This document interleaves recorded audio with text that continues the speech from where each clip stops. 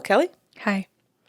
So this is our Sips of Sanity series, and this is the month of September in 2023, and we are going to talk about emotional safety in relationships.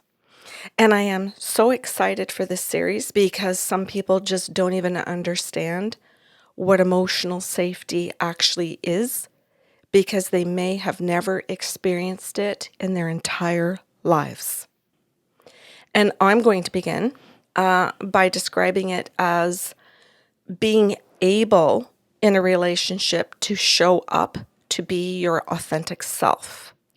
Which involves expressing yourself in a way that is true for you. So being able to vocalize your thoughts, your feelings, your needs, your opinions to whomever it is you're in a relationship with. We're not picking on partnerships.